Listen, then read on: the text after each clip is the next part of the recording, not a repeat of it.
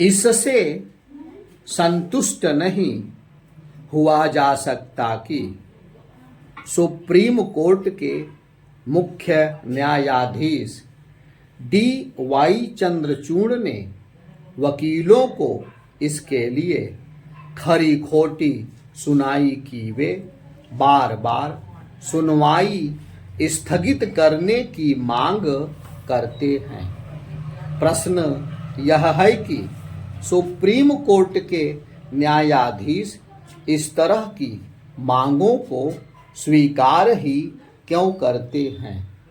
यदि वे मामलों को टालने की अर्जियों को स्वीकार करते रहे तो फिर तारीख पर तारीख का सिलसिला कभी भी थमने वाला नहीं। भले ही मुख्य न्यायाधीश यह कह रहे हों कि वे सुप्रीम कोर्ट को तारीख पर तारीख वाली अदालत नहीं बनने दे सकते, लेकिन सच तो यह है कि कई मामलों में वह इसी तरह की अदालत नजर आती है। यह आश्चर्य का विषय है कि मुख्य न्यायाधीश यह मान रहे हैं कि सुनवाई टालने की मांगों के चलते त्वरित न्याय का उद्देश्य विफल होता है, और फिर भी स्वयं उनकी ओर से दिए गए आंकड़े यह बता रहे हैं कि प्रतिदिन औसतन 150 स्थगन पत्र दिए जाते हैं। आखिर उन्हें अस्वीकार क्यों नहीं किया जाता?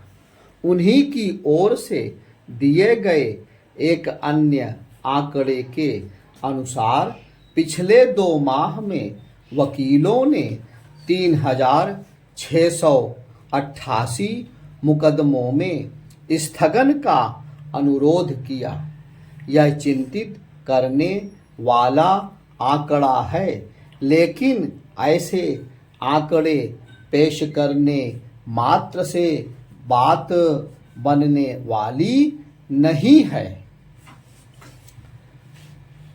सुप्रीम कोर्ट को ऐसी कोई व्यवस्था बनानी होगी जिससे मामलों का एक तय अवधि में निपटारा सुनिश्चित हो सके। उसे यह व्यवस्था न केवल अपने यहाँ बनानी होगी, बल्कि उच्च न्यायालयों को भी इसके लिए निर्देशित करना होगा कि वे यह देखें कि मामलों की सुनवाई बार बार टलने ना पाए। इसी तरह उच्च न्यायालयों को निचली अदालतों में भी तारीख पर तारीख के सिलसिले को थामने की व्यवस्था बनानी होगी।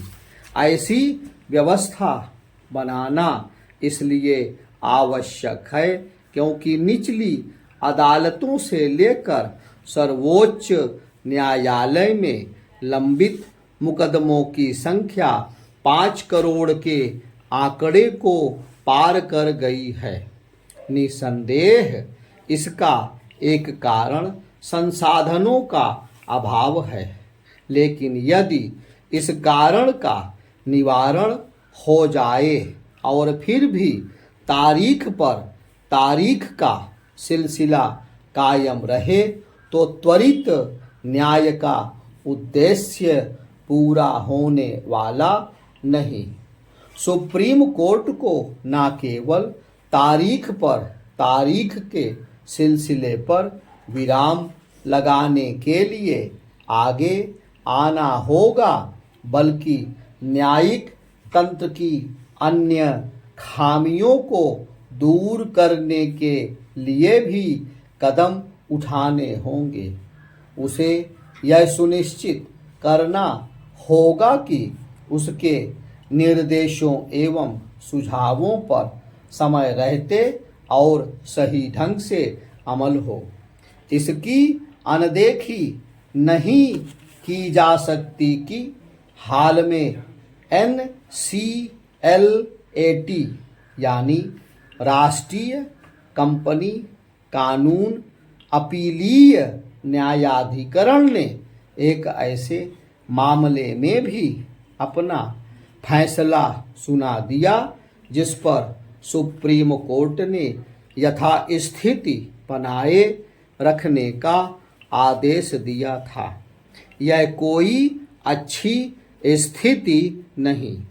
यह ठीक है कि न्यायिक तंत्र की खामियों को लेकर सुप्रीम कोर्ट जब तब चिंता जताता रहता है, लेकिन बात तब बनेगी जब इन खामियों को दूर किया जाएगा।